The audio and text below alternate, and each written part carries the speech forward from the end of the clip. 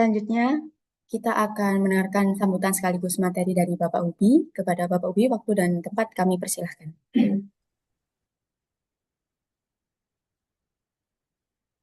Assalamualaikum warahmatullahi wabarakatuh. Salam sejahtera bagi kita semua. Shalom, Om Swastiastu, Namo Buddhaya, salam kebajikan. Pertama-tama, marilah kita panjatkan puji syukur kehadirat Allah Yang Maha Esa yang telah memberikan nikmat dan karunia-Nya, karena pada hari ini kita dapat berkumpul secara virtual di forum webinar ini. Saya ucapkan terima kasih banyak kepada seluruh peserta yang sudah meluangkan waktunya untuk hadir di webinar hari ini. Senang sekali bisa berkumpul meskipun secara online untuk membahas topik yang menurut kami sangat menarik dan semakin relevan dari tahun yang ke tahun. Hari ini kita akan berbicara tentang floating solar untuk sistem pompa air. Sebuah solusi yang bukan hanya menarik secara teknologi, tapi juga membawa banyak manfaat dari segi efisiensi lahan, performa panel, hingga aspek lingkungan. Seperti yang kita tahu, pompa air tenaga surya sudah menjadi salah satu opsi favorit di banyak daerah, terutama di daerah yang membutuhkan akses air bersih, irigasi, ataupun suplai air tanah. Energinya gratis, ramah lingkungan, dan bisa dipasang di lokasi-lokasi yang jauh dari jaringan listrik. Tapi tentu saja ada tantangannya, mulai dari kebutuhan lahan untuk pemasangan panel, kondisi cuaca, sampai suhu panel yang kadang bisa memengaruhi performa. Nah, disinilah peran floating solar sebagai salah satu terobosan dengan memanfaatkan permukaan air seperti kolam, embung, dan waduk. Kita bisa menghemat lahan darat yang semakin terbatas. Selain itu, pemasangan panel di atas air memberikan efek pendinginan alami, sehingga panel dapat bekerja lebih optimal. Hari ini kita akan melihat bagaimana teknologi ini bisa menjadi solusi nyata untuk kebutuhan energi terbarukan dan pemanfaatan air yang lebih efektif. Semoga webinar ini bisa membuka wawasan, memunculkan ide-ide baru, dan mungkin juga menginspirasi teman-teman di sini untuk mulai mengembangkan proyek serupa di daerah masing-masing. Tanpa berlama-lama, mari kita masuk ke sesi materi hari ini.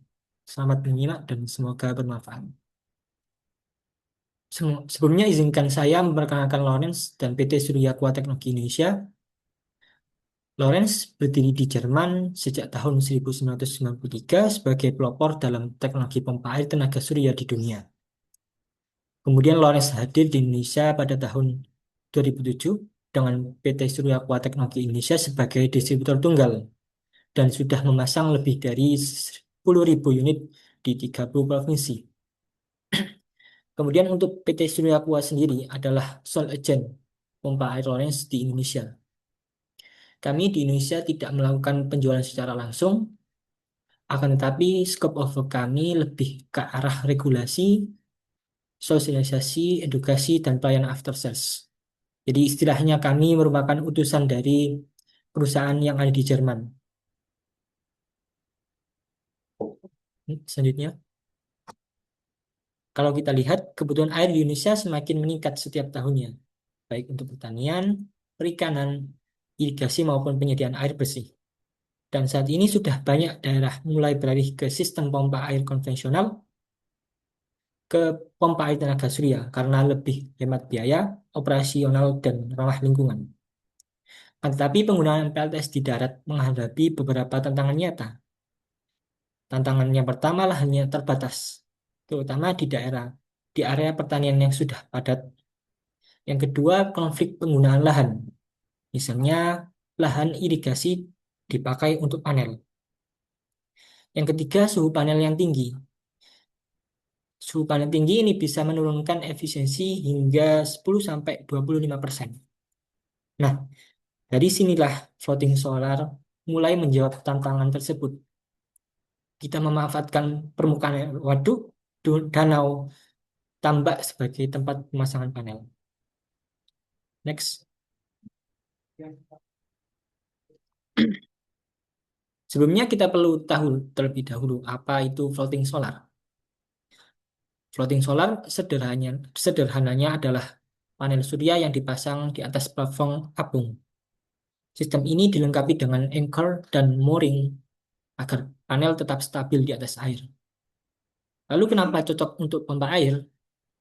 Karena sumber air yang merupakan tempat pompa bekerja biasanya berada dekat dengan lokasi panel. Nah, artinya ketika kabel lebih pendek, maka rugi-rugi daya ini semakin mengecil. Kemudian untuk panelnya menjadi lebih dingin, sehingga meningkatkan performa. Dan air yang sama yang menjadi sumber energi dan menjadi pendinginan panel. Dan yang paling penting, kita tidak memakai lahan darat sama sekali. Nah, berikut merupakan gambaran umum dari sistem pompa air tenaga surya. Ini kami tampilkan sistem pompa air secara umum yang dihybrid dengan genset. Akan tetapi pada sistem kami sebetulnya sangat jarang dihybrid dengan genset. Pompa Lorenz ini sudah banyak terpasang di wilayah Indonesia bagian timur, seperti Papua, Maluku, Ambon, karena saudara-saudara kita yang di sana masih sangat sulit untuk mendapatkan akses air dan juga akses listrik. Oleh karena itu, sistem kami memang dirancang dengan sistem off-grid agar mereka yang sulit akses listrik bisa mendapatkan air secara stabil. Nah, terdapat beberapa komponen utama pompa air tenaga surya. Yang pertama ada pompa air baik submersible ataupun pompa air surface yang digunakan untuk mengalirkan air sesuai dengan kebutuhan. Yang kedua ada solar generator yang digunakan untuk mensuplai daya, controller, dan juga motor pompa air. Yang ketiga ada controller sendiri yang digunakan untuk mengendalikan sistem, sumber daya, dan untuk mengoptimalkan sistem dari panel surya untuk menghasilkan keluaran yang maksimal. Dan juga memaksimalkan keluaran air. Selanjutnya ada water storage yang digunakan untuk menyimpan air sebagai cadangan agar bisa dimanfaatkan ketika malam hari atau tidak ada matahari sama sekali. Untuk penyimpanan air ini tidak menggunakan listrik sama sekali. Yang terakhir, ada water distribution yang digunakan untuk mengalirkan air ke pengguna. Selanjutnya, nah, floating solar bukan hanya soal efisiensi lahan, tapi juga menawarkan banyak manfaat lingkungan yang ramah lingkungan. Yang pertama, efisiensi lahan. Keunggulan pertama adalah efisiensi lahan. Floating solar memanfaatkan permukaan air seperti waduk, danau, kolam irigasi, bahkan tambak sebagai tempat pemasangan panel. Karena ditempatkan di atas air, ia tidak mengambil ruang darat sama sekali. Yang kedua, mengurangi evaporasi air. Floating solar juga mampu mengurangi penguapan air atau evaporasi. Ketika sebagian permukaan air tertutup oleh panel, sinar matahari langsung yang menyebabkan air cepat menguap menjadi berkurang. Yang ketiga, energi terbarukan yang bersih. Floating solar yang mengubah sinar matahari menjadi energi listrik tanpa menghasilkan emisi karbon sama sekali. Di era sekarang, penggunaan energi bersih semakin penting, apalagi banyak pompa air sebelumnya masih menggunakan genset ataupun diesel. Dengan floating solar, kebutuhan energi untuk pompa dapat dipenuhi secara bersih dan berkelanjutan. Yang keempat, dampak lingkungan yang positif. Selain mengurangi emisi, floating solar juga membawa efek positif lainnya ke lingkungan. Panel yang berada di atas air membantu menstabilkan suhu air, terutama di area yang sensitif terhadap perubahan suhu. Yang kelima, floating solar juga bisa digunakan untuk fungsi ganda. Floating solar menghasilkan listrik tanpa mengganggu fungsi utama kolam atau waduk itu sendiri. Dengan kata lain, waduk tetap bisa digunakan untuk irigasi, kolam tetap bisa dipakai untuk budidaya, dan tambak tetap bisa berproduksi normal. Jadi teknologi ini bersifat non-intrusif. Ia hadir memberikan manfaat tambahan tanpa mengganggu aktivitas utama yang sudah berjalan.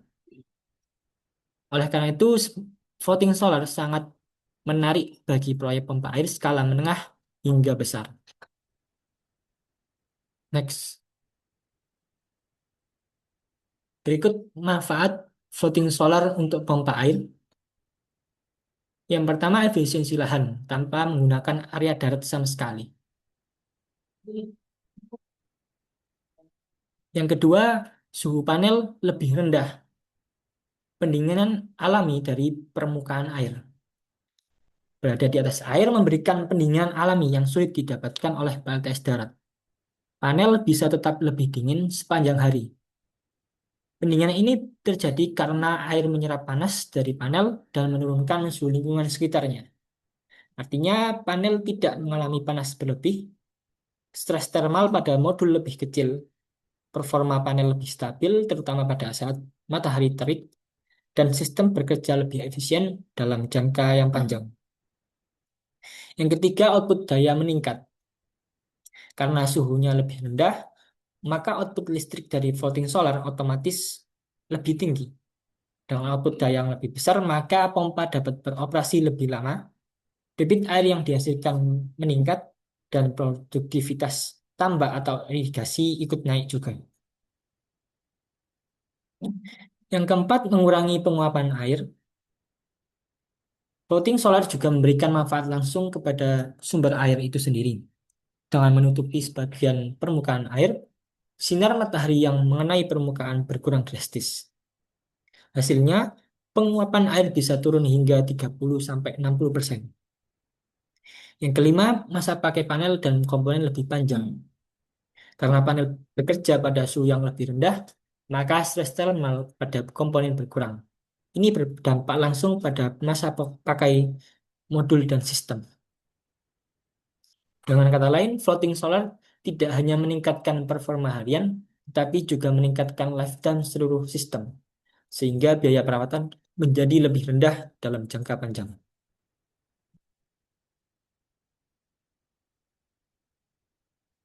Selanjutnya, integrasi floating solar dengan sistem pompa air. Floating solar ini cocok untuk eh, surface pump atau pompa untuk sumur dangkal, submersible pump, pompa untuk sumur dalam, dan pompa yang menggunakan brushless DC. Kebetulan untuk pompa Lorentz menggunakan pompa brushless DC. Skemanya sangat sederhana. Energi matahari ditangkap oleh panel floating PV. Kemudian energi listrik yang dihasilkan ini masuk ke controller. Energi DC dialihkan ke controller dan juga motor pompa, maaf. Kemudian pompa mengalirkan air ke kolam, irigasi atau penyimpanan. Sistem bisa juga ditambah dengan baterai atau bisa di hybrid genset ataupun grid PLN.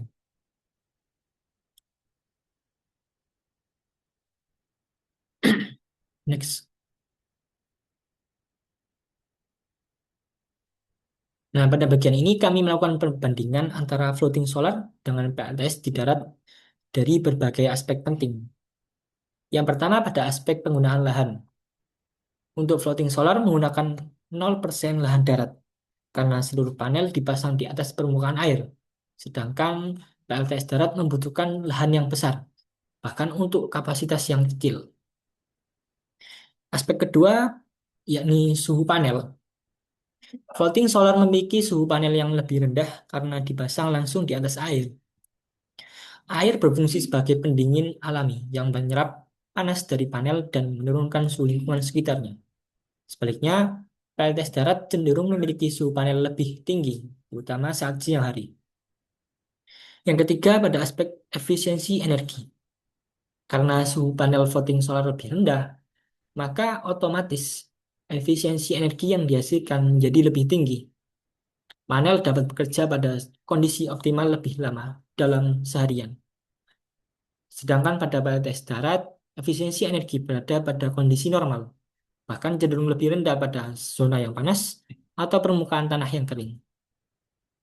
Aspek keempat yaitu evaporasi air. Floating solar mengurangi penguapan secara signifikan.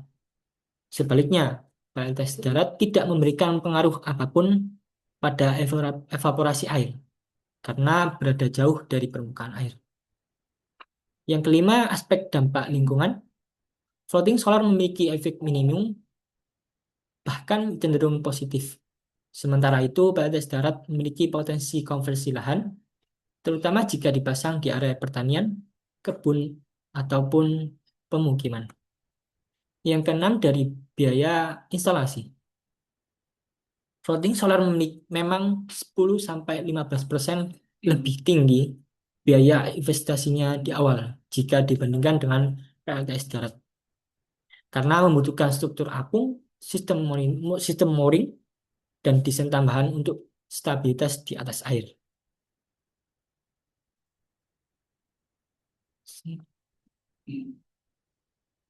Nah, berikut kami tampilkan beberapa implementasi floating solar.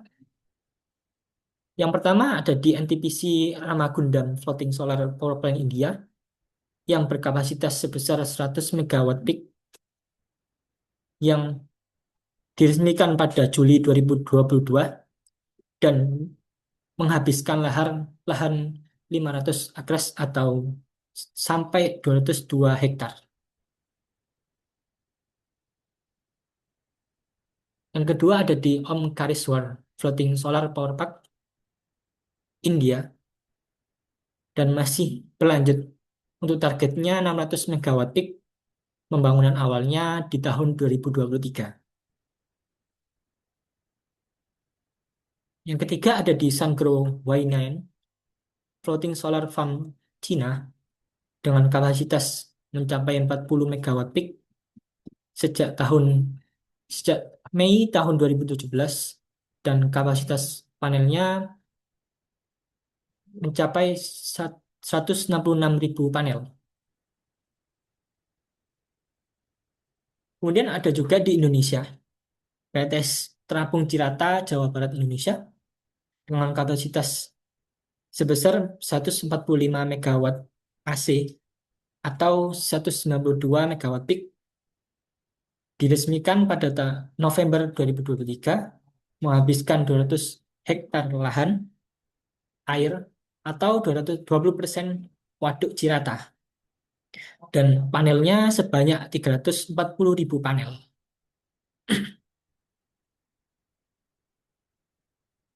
Kemudian ada juga di PLTS Tambak Lorok, Semarang, Jawa Tengah, Indonesia dengan kapasitas sebesar 561,60 kilowatt peak sejak tahun 2023 juga dan output per tahunnya mencapai 787,400 kWh per tahun.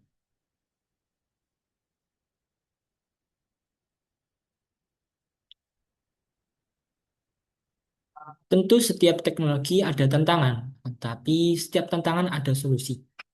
Tantangan pertama, biaya instalasi sedikit lebih mahal karena membutuhkan komponen-komponen yang tidak diperlukan untuk PLTS darat. Yang kedua, perlu desain mooring yang kuat karena jika mooring yang tidak kuat, maka PLTS akan terkena angin dan gelombang. Yang ketiga, potensi biofouling, adanya lumut menempel. Yang keempat, akses maintenance yang membutuhkan perahu kecil atau footbridge. Akan tetapi semua ini bisa diatasi dengan solusi yang ada. Yang pertama, menggunakan float yang sudah tersertifikasi UV, studi barometri untuk menentukan titik anchor. Untuk monitoringnya bisa menggunakan sistem Internet of Things untuk meminimalkan inspeksi manual dan menggunakan panel half cut dengan lapisan anti korosi. Next, untuk kesimpulannya, floating solar dapat menghemat lahan karena tidak memerlukan area darat, suhu panel lebih rendah, sehingga output daya dari panel surya akan meningkat juga. Kemudian mengurangi penguapan air dan alga, dan sangat cocok untuk aplikasi irigasi, tambak, dan penyediaan air bersih.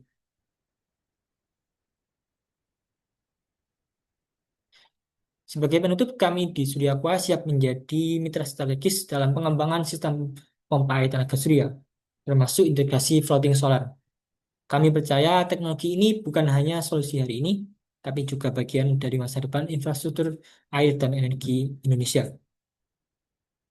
Floating solar, solusi pompa air ramah lingkungan untuk masa depan negeri. Sekian dari saya kembalikan ke Mbak Bilas selaku MC hari ini.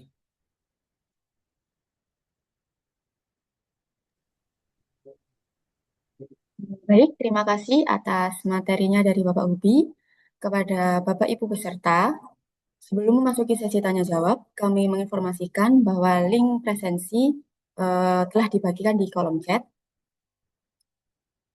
Mohon untuk mengisi sebagai tanda kehadiran dan kami ingatkan kembali bahwasanya kehadiran ini akan kami jadikan dasar untuk registrasi sertifikat.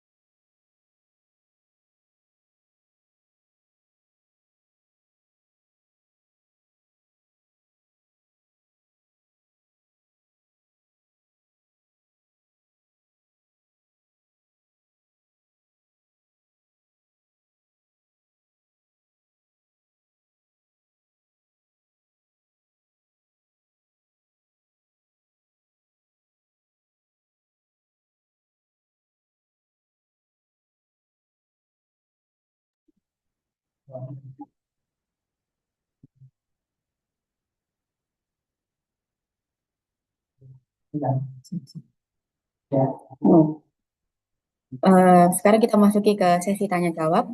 Bagi peserta yang ingin bertanya, dapat menulis pertanyaan di kolom chat. Nanti akan langsung dibacakan oleh Bapak Ubi. Dan mari kita manfaatkan kesempatan ini untuk berdiskusi dan menambahkan wawasan lebih dalam mengenai pompa air tenaga surya. Dan saya ingatkan kembali untuk link presensi sudah kami bagikan di kolom chat dan mohon diisi dengan benar karena data ini akan kami jadikan untuk syarat penerbitan sertifikat. Terima kasih.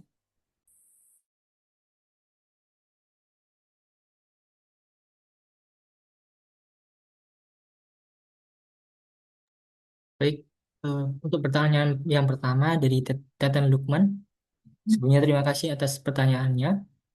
Izin bertanya, bagaimana pengaruhnya terhadap ekosistem air? Dikaitkan kebutuhan sinar matahari untuk ekosistem air, kalau ada dampak, apa solusinya? Jadi untuk floating solar ini ada dampak positif dan juga dampak negatif apabila tidak eh,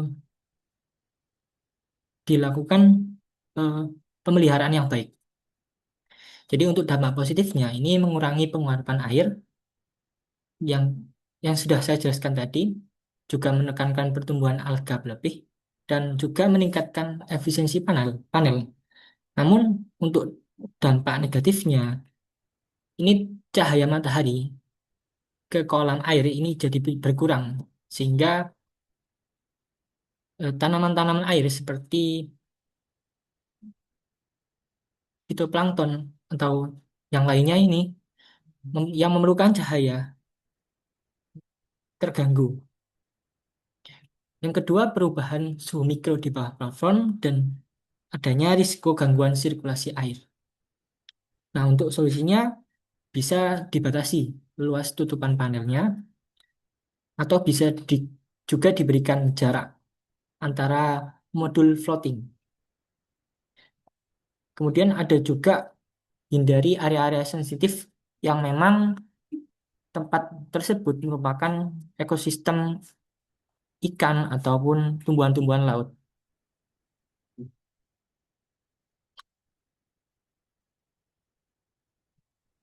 Mungkin bisa ditambahkan dengan Pak Ardianto. Ya, terima kasih Pak Upi.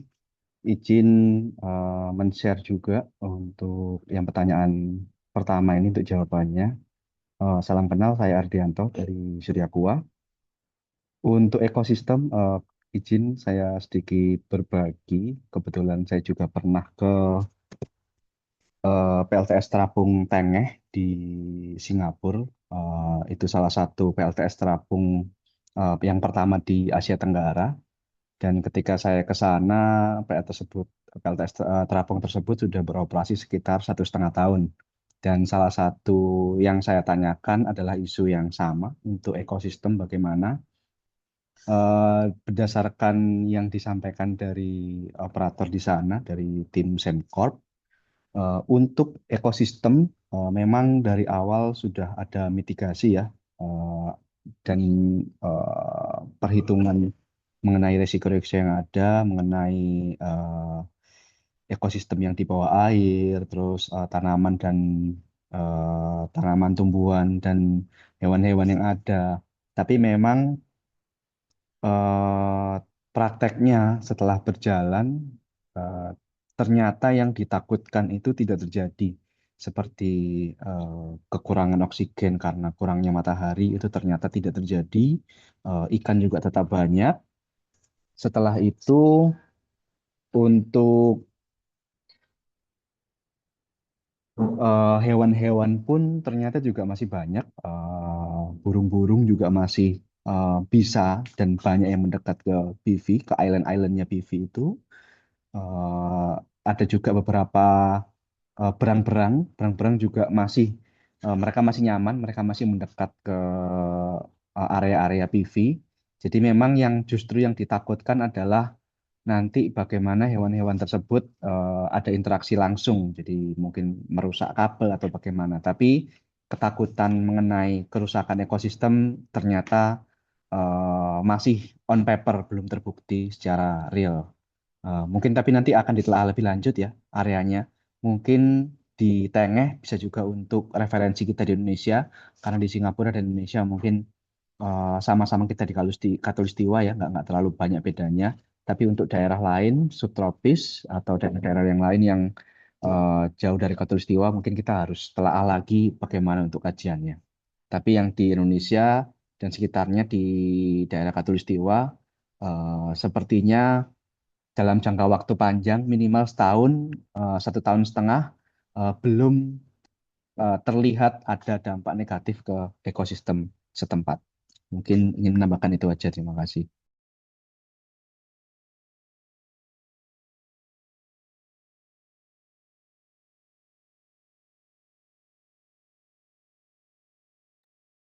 Oke, baik. Untuk pertanyaan selanjutnya ada dari Dani. Untuk produk pompa Lawrence, rekomendasi inverter yang dipakai apa ya, Mas? Mungkin tergantung juga dengan kapasitas pompa tentunya. Jadi, pompa kami ini tidak menggunakan inverter, akan tapi menggunakan controller yang dari Lawrence-nya sendiri. Jadi, semisal ada beberapa tipe, misal pompa 1.800, ada juga pompa 4.000 sampai ada juga pompa 100 kW. Itu tergantung dengan pompanya. Jadi kami menyesuaikan dengan pompa kemudian kapasitas panelnya yang akan digunakan. Jadi untuk ada sepaket untuk pompa 1.800, ada juga controller 1.800 gitu.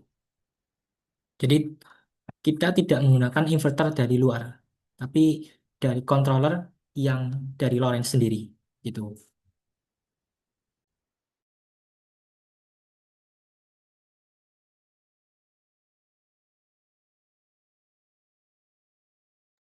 saya kembalikan ke Bunda. Baik, untuk sekarang bisa kita masuki ke sesi kedua ya, Bapak Ibu. Untuk pertanyaan yang tadi belum tersampaikan dan yang ingin ditanyakan, silahkan dituliskan di kolom chat. Terima kasih.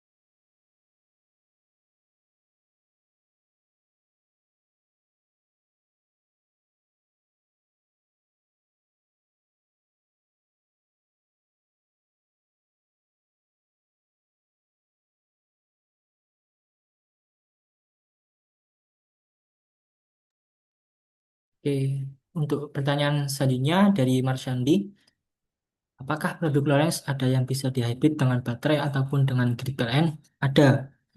Jadi untuk seri 100 100 watt sampai 7 kilowatt itu pompa kami, motor kami masih DC brushless. Sedangkan untuk 15 kW sampai 100 kW ini sudah bisa dihybrid dengan genset maupun PLN. Biasanya di digunakan untuk operasi 24 jam. Tapi untuk baterai bisa, akan tapi kita tidak sarankan karena banyak faktor yang mengharuskan kita untuk tidak menyalakan tersebut. Seperti mahalnya harga baterai, kemudian recycle-nya ini susah, dan biasanya di tempat-tempat yang rawan maling, biasanya baterainya sering hilang begitu. Next,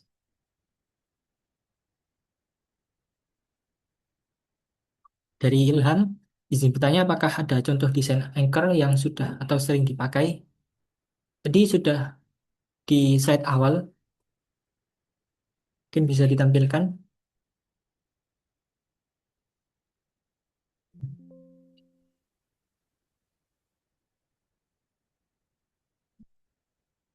Next.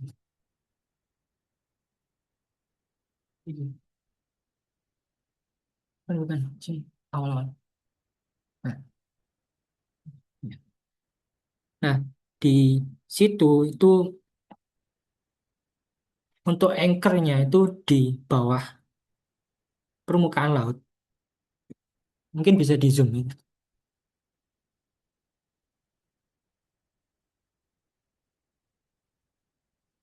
Dan referensi ini sudah didapatkan dari jurnal penelitian ya. Sehingga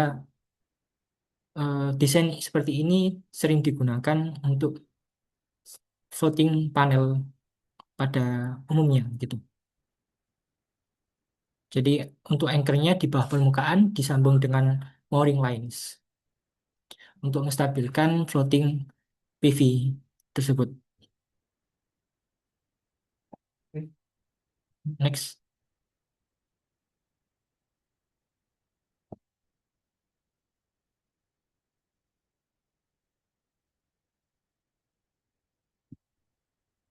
Dari Haris Setiawan, izin bertanya, mengapa panel surya membutuhkan pendinginan di atas permukaan air? Jadi suhu yang tinggi ini menurunkan efisiensi panel. Panel surya biasanya bekerja optimalnya pada suhu standar 25 derajat Celcius. Setiap kenaikan suhu sekitar 1 derajat Celcius, ini dapat menurunkan output panel 0,3% sampai 0,5%. Nah, permukaan air ini memberikan efek pendinginan yang alami. Seperti angin di atas permukaan air cenderung lebih sejuk. Kemudian evaporasi, evaporative cooling dan refleksi thermal rendah. Jadi efek yang dihasilkan dari pendinginan di air ini ikut serta mendinginkan panel, maka akan menghasilkan keluaran output PV yang maksimal.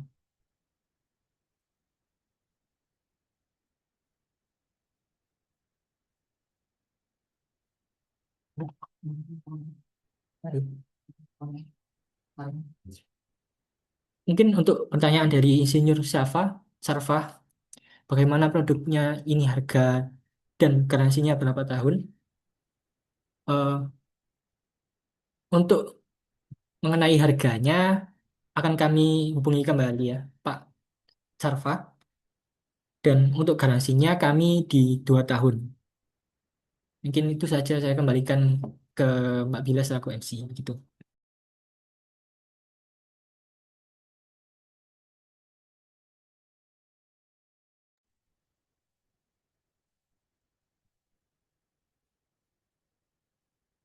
Baik, terima kasih atas antusiasnya Bapak Ibu semua untuk pertanyaan yang belum tersampaikan dan pertanyaan yang mungkin belum terjawab, nanti bisa langsung ditanyakan di kontak person yang kami bagikan di layar. Kakak operator, boleh dibantu?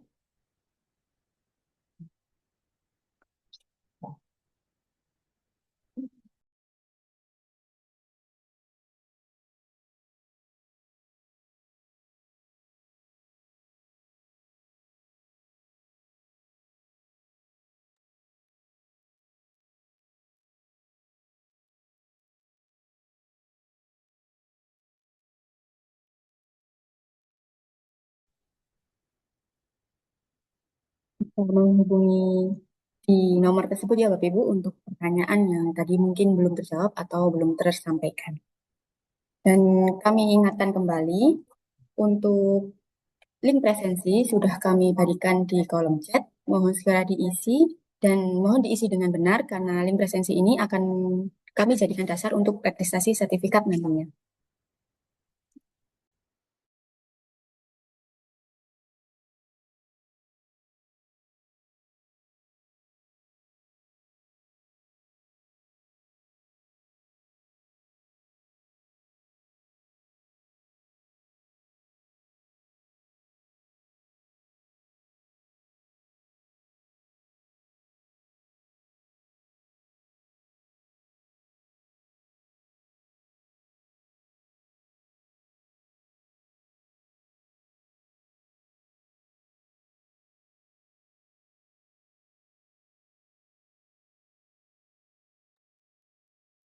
Baik, sekarang kita sudah sampai di penghujung acara.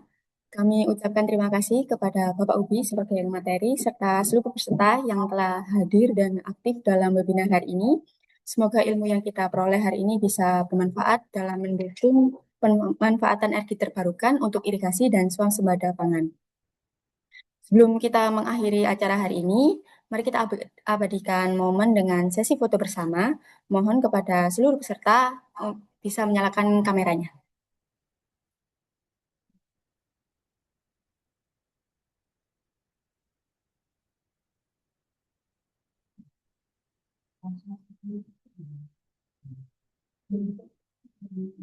Baik, bisa kita mulai. Untuk slide pertama, 1, 2, 3. Selanjutnya, 1, 2, 3. Oke, lagi 1, 2, 3. Untuk slide terakhir, 1, 2, 3.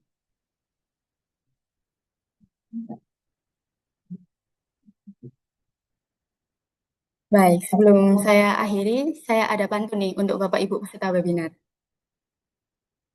Air tenang di atas telaga, panel surya terapung berkilau indah.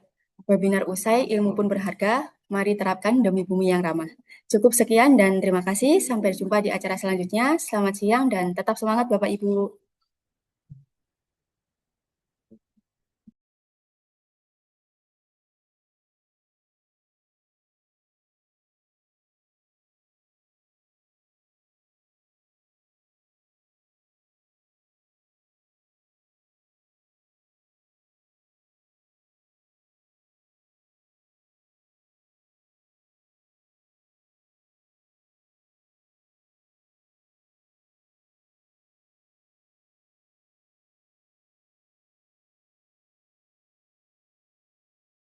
PT Surya Aqua Teknologi Indonesia merupakan sole distributor resmi pompa air tenaga surya Lawrence di Indonesia. Kami bergerak di bidang penyediaan solusi pompa tenaga surya yang efisien, ramah lingkungan, dan berteknologi tinggi untuk mendukung sektor pertanian, penyediaan air bersih, serta berbagai kebutuhan air lainnya. Melalui teknologi pompa air tenaga surya Lawrence yang efisien dan ramah lingkungan, kami berupaya menghadirkan solusi berkelanjutan demi kelancaran irigasi dan distribusi air bersih, bahkan di wilayah terpencil. Dukungan ini menjadi bagian dari kontribusi kami untuk memastikan kelanjutan swasembada pangan nasional, demi terciptanya kesejahteraan petani dan ketahanan pangan Indonesia di masa depan. PT Surya Aqua Teknologi Indonesia merupakan sole distributor resmi pompa air tenaga surya Lawrence di Indonesia. Kami bergerak di bidang penyediaan solusi pompa tenaga surya yang efisien, ramah lingkungan, dan berteknologi tinggi untuk mendukung sektor pertanian, penyediaan air bersih, serta berbagai kebutuhan air lainnya. Melalui teknologi pompa air tenaga surya Lawrence yang efisien dan ramah lingkungan, kami berupaya menghadirkan solusi berkelanjutan demi kelancaran irigasi dan distribusi air bersih, bahkan di wilayah terpencil. Dukungan ini menjadi bagian dari kontribusi kami untuk memastikan kelanjutan swasembada pangan nasional, demi terciptanya kesejahteraan petani dan ketahanan pangan Indonesia di masa depan. PT Surya Aqua Teknologi Indonesia merupakan sole distributor resmi pompa air tenaga surya Lawrence di Indonesia. Kami bergerak di bidang penyediaan solusi pompa tenaga surya yang efisien, ramah lingkungan, dan berteknologi tinggi untuk mendukung sektor pertanian, penyediaan air bersih, serta berbagai kebutuhan air lainnya. Melalui teknologi pompa air tenaga surya Lawrence yang efisien dan ramah lingkungan, kami berupaya menghadirkan solusi berkelanjutan demi kelancaran irigasi dan distribusi air bersih, bahkan di wilayah terpencil. Dukungan ini menjadi bagian dari kontribusi kami untuk memastikan kelanjutan swasembada pangan nasional, demi terciptanya kesejahteraan petani dan ketahanan pangan Indonesia di masa depan. PT Surya Aqua Teknologi Indonesia merupakan sole distributor resmi pompa air tenaga surya Lawrence di Indonesia. Kami bergerak di bidang penyediaan solusi pompa tenaga surya yang efisien, ramah lingkungan, dan berteknologi tinggi untuk mendukung sektor pertanian, penyediaan air bersih, serta berbagai kebutuhan air lainnya. Melalui teknologi pompa air tenaga surya Lawrence yang efisien dan ramah lingkungan, kami berupaya menghadirkan solusi berkelanjutan demi kelancaran irigasi dan distribusi air bersih, bahkan di wilayah terpencil. Dukungan ini menjadi bagian dari kontribusi kami untuk memastikan kelanjutan swasembada pangan nasional, demi terciptanya kesejahteraan petani dan ketahanan pangan Indonesia di masa depan. PT Surya Aqua Teknologi Indonesia merupakan sole distributor resmi pompa air tenaga surya Lawrence di Indonesia. Kami bergerak di bidang penyediaan solusi pompa tenaga surya yang efisien, ramah lingkungan, dan berteknologi tinggi untuk mendukung sektor pertanian, penyediaan air bersih, serta berbagai kebutuhan air lainnya. Melalui teknologi pompa air tenaga surya Lawrence yang efisien dan ramah lingkungan, kami berupaya menghadirkan solusi berkelanjutan demi kelancaran irigasi dan distribusi air bersih, bahkan di wilayah terpencil. Dukungan ini menjadi bagian dari kontribusi kami untuk memastikan kelanjutan swasembada pangan nasional, demi terciptanya kesejahteraan petani dan ketahanan pangan Indonesia di